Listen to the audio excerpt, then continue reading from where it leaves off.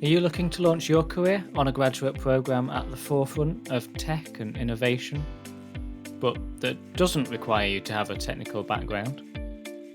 Yes, this job really does exist. Find out more in this episode of Future You.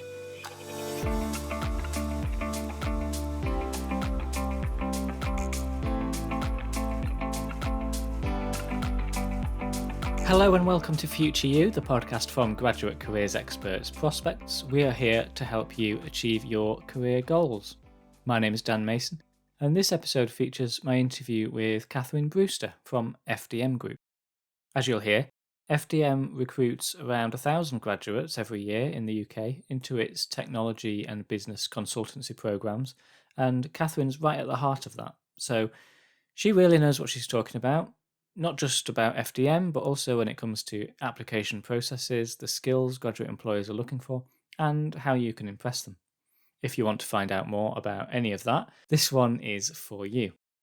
A final point before we start: if you're about to turn off because FDM's graduate programs are in the tech space and that's not your degree background, I suggest you keep listening, as there are some really interesting comments from Katherine on recruiting graduates into tech jobs who have studied a wide range of different subjects at university, and also tips on how to gain some of those highly prized new technical skills.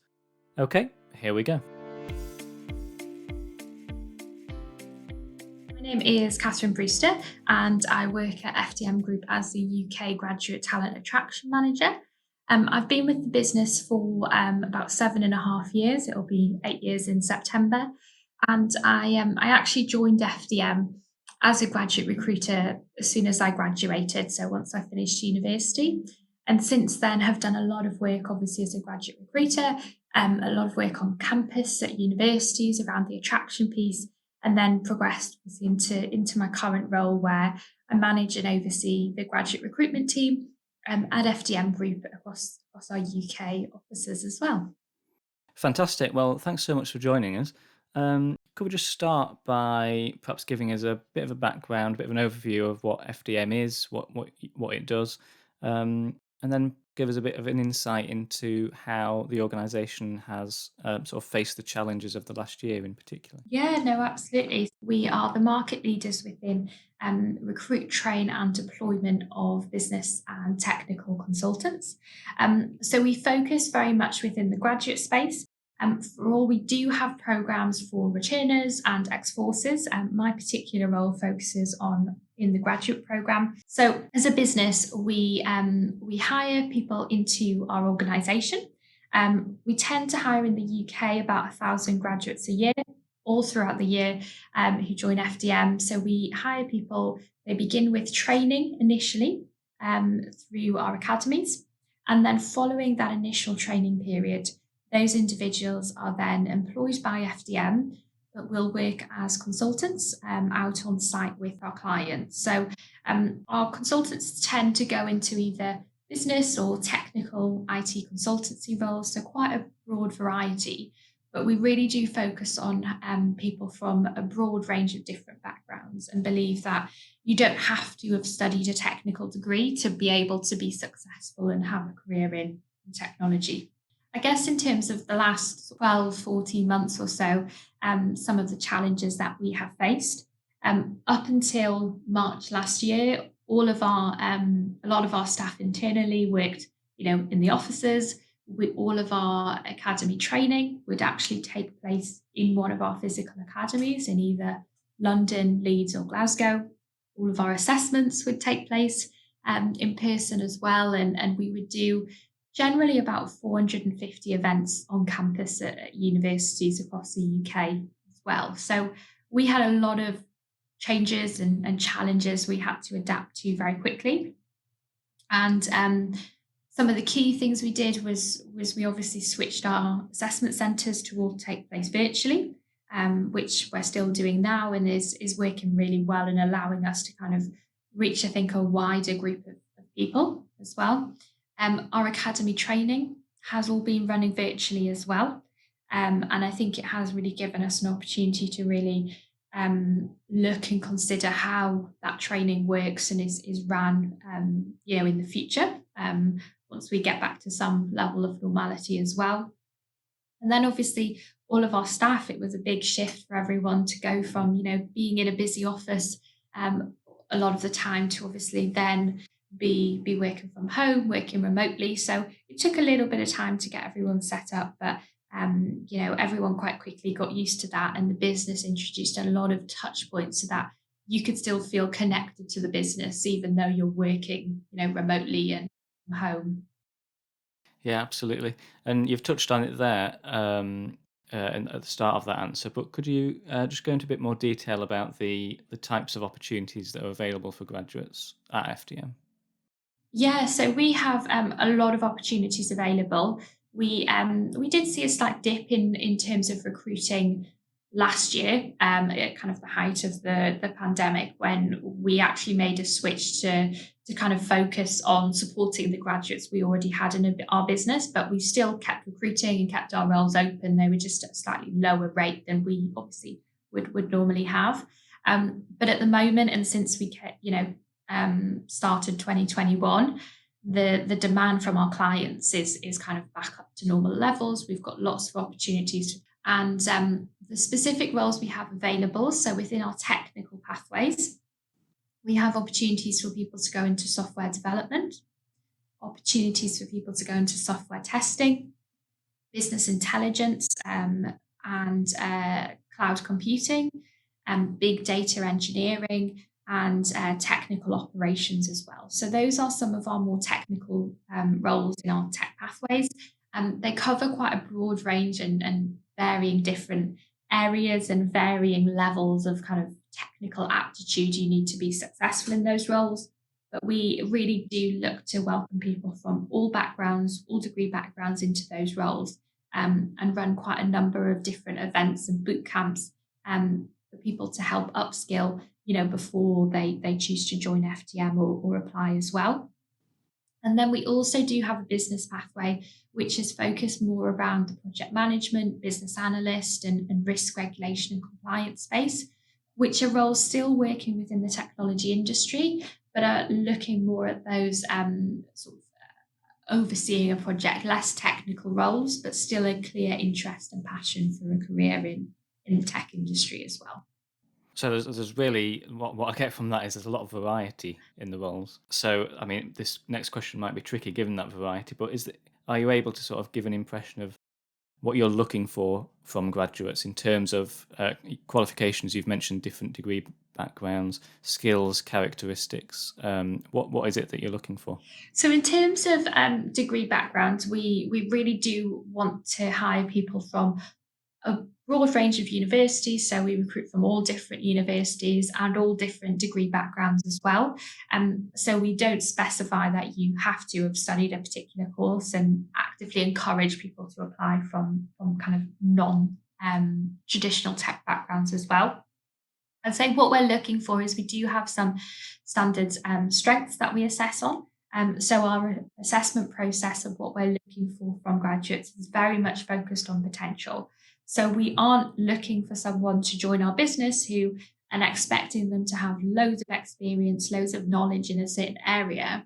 What we're looking for is for them to have a real curiosity, an interest in a particular area. But we're not looking for them to kind of start and be the perfect finished, polished product from day one, because we have that training period to help grow and develop people and gain experience with our clients as well. So some of the key things we do look for is, as I said, a curiosity, so a curious learner, that you keep up to date with what's going on in the tech industry, naturally kind of interested in new products that are being released, and just kind of have an interest in learning and developing your skills further in that area. We also do look for people who are quite logical. So we look for people who look to solve problems in quite a logical way, take a methodical approach, which that can come from, a real variety of different ways that people have, approached problems as well. And then some of the other key strengths are around, being a really driven performer. So actually really driven and motivated to be successful, to keep growing and developing in your field as well. And those are just a few of the the key strengths that we're looking for from individuals. But they can come from your professional experiences, your university time, or experiences you've had within your personal life as well.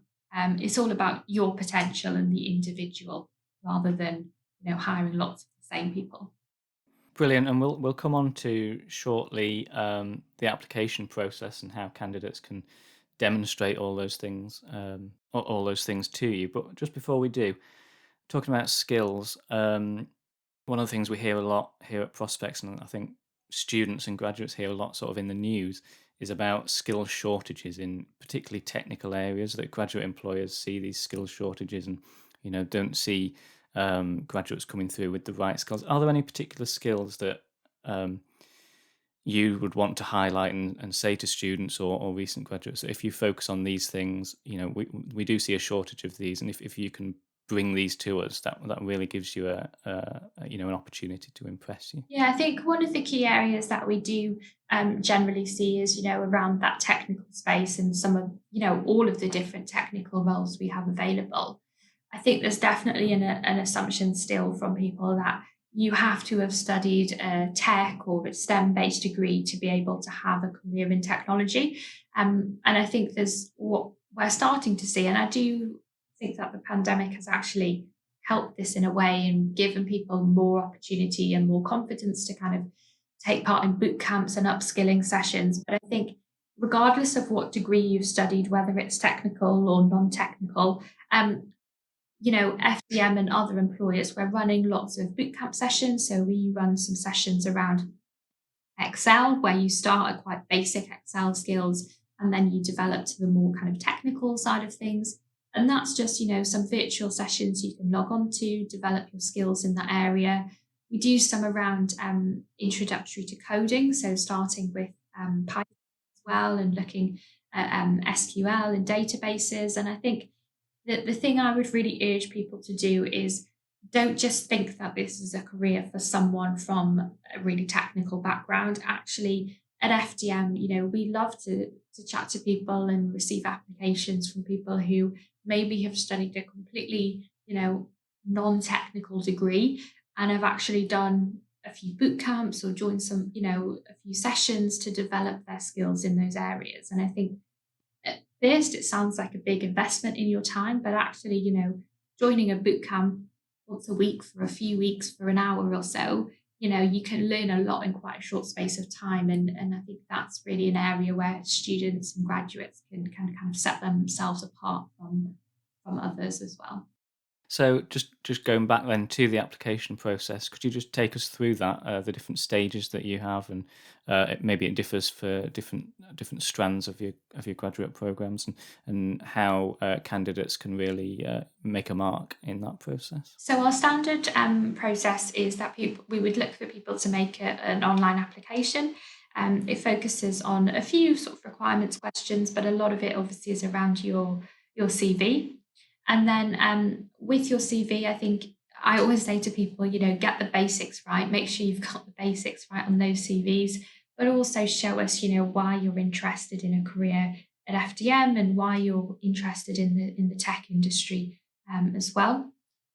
Once an individual has then applied online, they will then have a pre-screening telephone interview with one of our recruiters, which is really just to get to know you a little bit more, run through kind of our program, how it all works, and also really identify, where's the best fit for you as an individual. Obviously, we've got lots of different areas, different pathways. So which one, are you most suited to and are most interested in as well? And following that, we will then ask people to do a video interview. So a pre-recorded video interview, just a few strength-based questions that we ask you at that stage as well. Nothing too difficult, nothing too challenging, but obviously assessing you against those strengths I mentioned before. And then if someone is successful through this stage, we would then, in the past, we would have invited someone straight to an assessment centre. But actually, about June time last year, because everything was running virtually, we actually changed the process slightly so that people following their video interview will do some of our online tests, which are around, verbal, numerical reasoning. And then following those tests, we'll then be invited to the final stage, which is our final stage interviews. So 3 strengths-based interviews and our business introduction, to give you more information as well. And we really chose to divide up the last 2 stages because we found when that was, happening and someone was going through that process all in one day, it was a long time to be sat at your screen and, it didn't need to all happen at once. So we have divided up those processes. Okay, and just to add to that quickly, you mentioned earlier on when we were talking about challenges of the last year, and mentioned again there that you'd moved assessment centres online. You might not know this yet, but I wonder if you've made any decisions about whether you'll, after lockdown is over and so on, will you be keeping virtual assessment centres because you mentioned that they'd worked really well, or do you plan to sort of revert back to everything in person? I think we're still deciding at the moment. It's still kind of up for discussion, but what I kind of foresee happening is that I think we definitely will keep some level of the virtual offering because, depending on where people are located, you can't always get to one of our offices or our centres. It's not easy to get there for an assessment centre starting in the morning. And so I think we will definitely look to keep the virtual offering. But I think there are some people who would prefer to come into our offices as well. So in the future, what I imagine us doing is that we will continue to run a virtual assessment centre as an offering, or they can obviously come into one of our offices for an assessment centre as well. But as I said, it's still to be confirmed and decided. But I think that's kind of the direction we'll be heading. Okay, so let's move on now to those candidates who've been successful. They've started their new role. Can you talk a bit about the kind of support that new graduate employees get when they're just starting at FTM? FDM. You spoke about how the role works in terms of you become a consultant. You work for FDM as a consultant to clients. It's a bit different to many other graduate employers. So how do you support graduates in that through that program?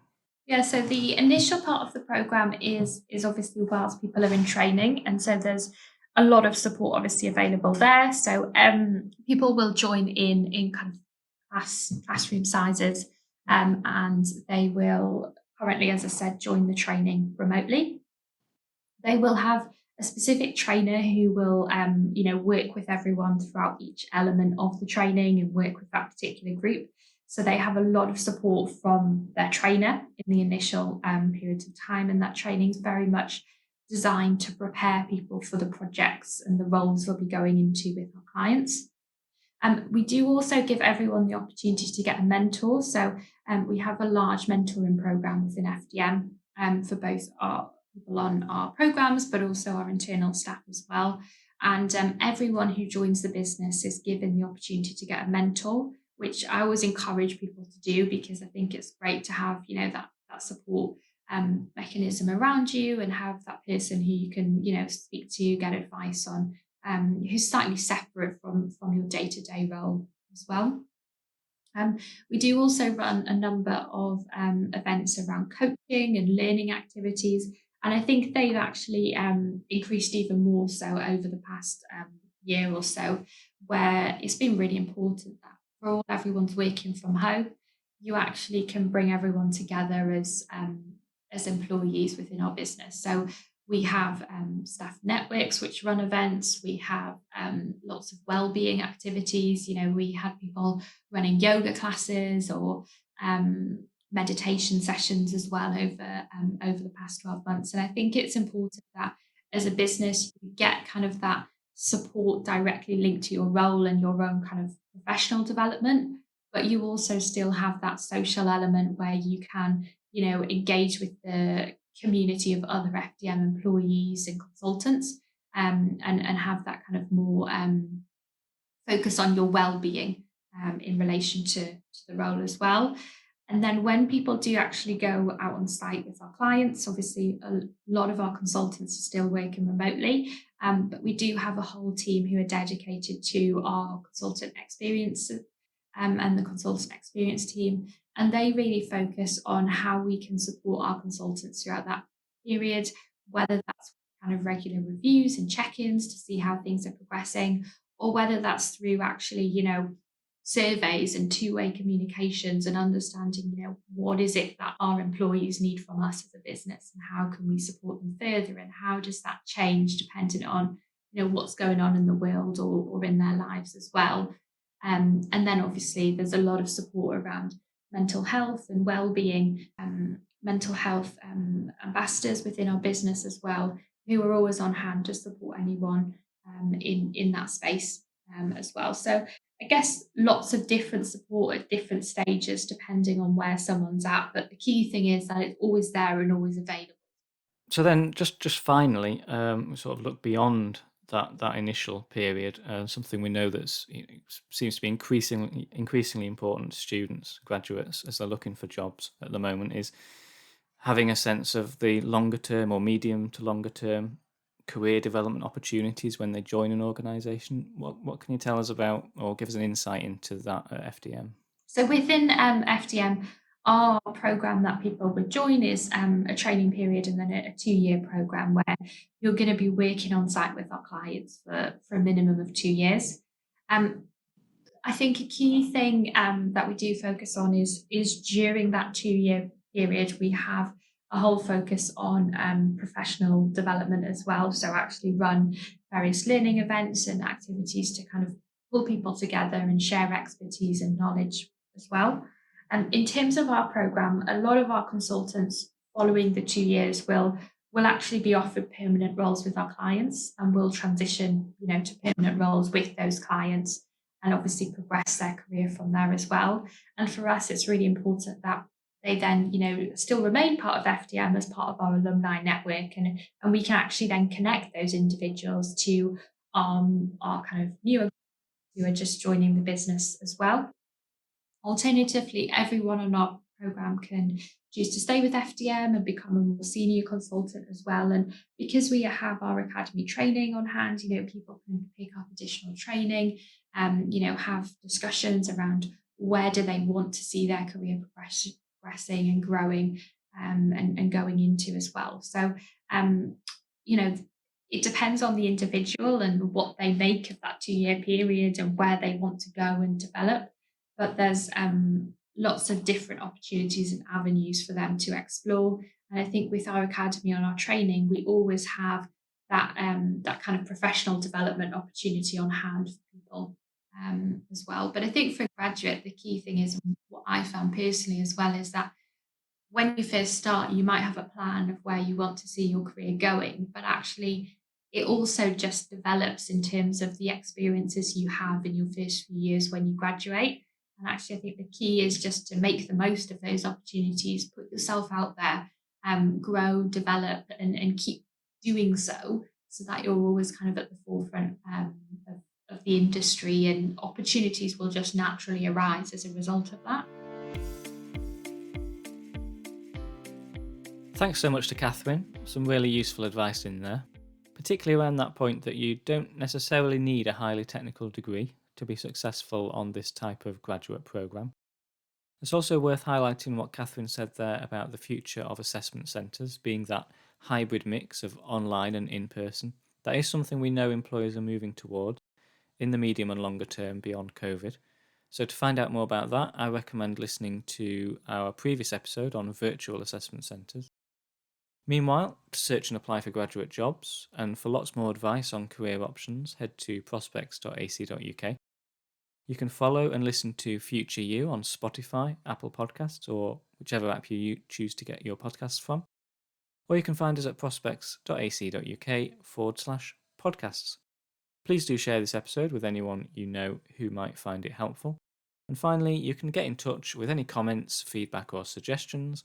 Just email podcast@prospects.ac.uk. I'll be back with more next time, but until then, thanks again for listening, and I'll see you soon.